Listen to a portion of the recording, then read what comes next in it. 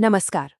आज बात करते हैं 1947 के उस प्लान की जिसने दक्षिण एशिया का नक्शा हमेशा के लिए बदल कर रख दिया।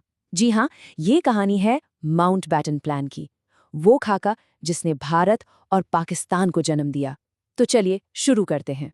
पाकिस्तान मेरी लाश पर बनेगा, महात्मा गांधी के ये शब्द, ये सिर्फ कोई पॉलिटिकल स्टेटमेंट नहीं था। नहीं, ये एक दिल टूटने की आवाज थी। ये शब्द हमें बताते हैं कि बंटवारे का ख्याल कितना ज्यादा दर्दनाक था, क्योंकि ये सिर्फ जमीन का बंटवारा नहीं था, ये दिलों का बंटवारा था। अच्छा, तो इस पूरी कहानी को समझने के लिए हम इसे 5 हिस्सों में देखेंगे। सबसे पहले ब्रिटेन की डेडलाइन, फिर वो बाल्कन प्लान जो फेल हो गया, उसके बाद 3 जून का वो फाइनल प्लान, फिर देखेंगे कि बंटवारे की शर्तें क्या थीं, और आखिर में वो दर्दनाक हा जिसने इसे हकीकत बना दिया। तो चलिए शुरू करते हैं पहले हिस्से से, ब्रिटेन की डेडलाइन। जरा सोचिए, साल है 1947, पूरा देश जैसे एक ज्वालामुखी पर बैठा है। पर सवाल ये है कि हालात इतने ज्यादा खराब हो कैसे गए थे। देखिए, 1947 की शुरुआत में भारत सचमुच जल रहा था। अंतरिम सरकार तो बस नाम की थी, बिल्कुल पंगु, क्योंकि कांग्रेस और मुस्लिम लीग वो तो एक दूसरे से बात तक करने को तैयार नहीं थे। और सड़कों का हाल, कलकत्ता से लेकर पंजाब तक हर तरफ दंगे, हिंसा फैली हुई थी। एक ऐसा समाधान चाहिए था जो तुरंत काम करे। और फिर 20 फरवरी 1947 को ब्रिटेन ने एक तरह से एक बम ही फोड़ दिया। प्रधानमंत्री एटली ने ऐलान कर दिया, हम जून 1948 तक भारत छोड़ देंगे, चाहे जो हो जाए।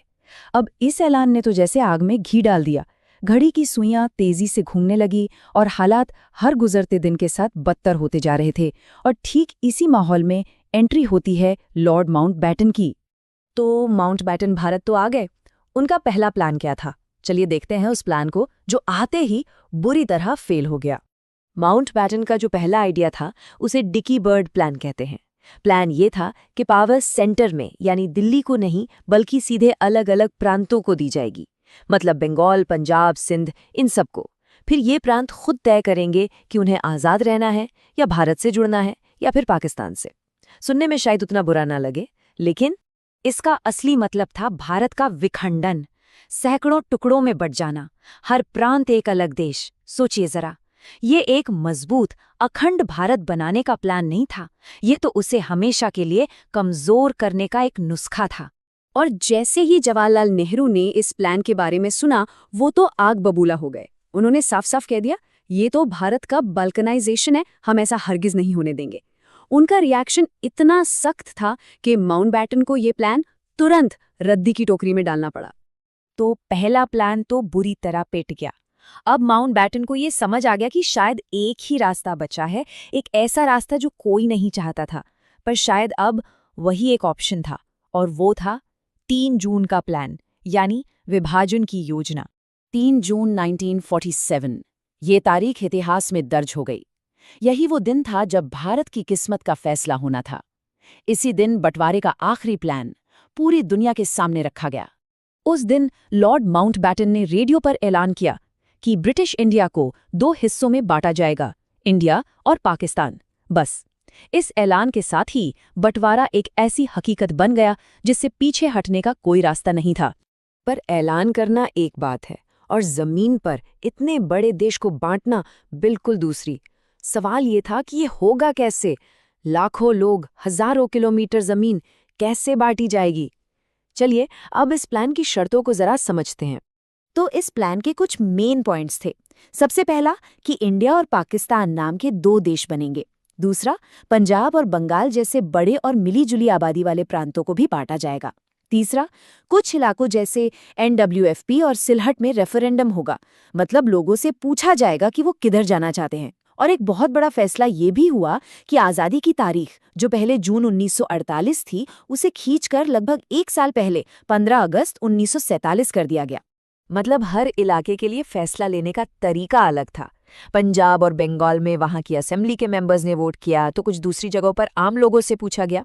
पर सबसे बड़ा और पेचीदा सवाल था सैकड़ों रियासतों का। उन्हें पूरी आज़ादी दे दी गई कि वो चाहें तो भारत से जुड़ें, पाकिस्तान से जुड़ें या फिर आज़ाद रहें। ये एक बहुत बड़ा रिस्क था। और अब सुनिए सबसे अजीब बात। करोड़ों लोगों की तकदीर तय करने वाली ये जो नई सीमा बननी थी, उसे खींचने का काम एक ऐसे अंग्रेज को सौंपा गया जो इससे पहले कभी इंडिया आया ही नहीं था। नाम था सर सिरिल रैडक्लिफ, और उन्होंने सिर्फ कुछ हफ्तों के अंदर नक्शे पर एक लकीर खींच दी। एक लकीर जिसने रातों रात लाखों लोगों की जिंदगी, उनकी जमीन, सब कुछ बदल कर रख दिया।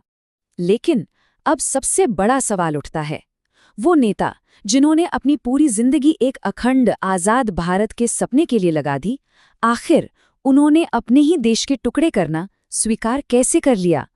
ये एक बहुत ही दर्दनाक फैसला था, और इसकी वजह उतनी ही ज्यादा दर्दनाक थी। देखिए, एक तरफ था दशकों पुराना सपना, एक संयुक्त आजाद हिंदुस्तान का, और दूसरी तरफ थी 1947 की खौफनाक हकीकत, जलते हुए शहर, सड़कों पर मारकाट।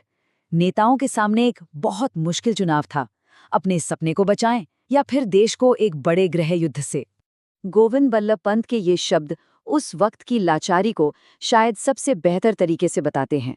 उन्होंने कहा था, आज हमें पाकिस्तान या आत्महत्या में से एक को चुनना है।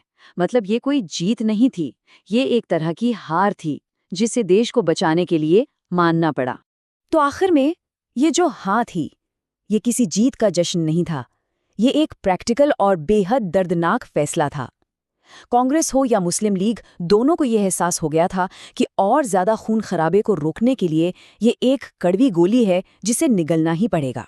पर एक और नजरिया भी है जो थोड़ा विवादास्पद है।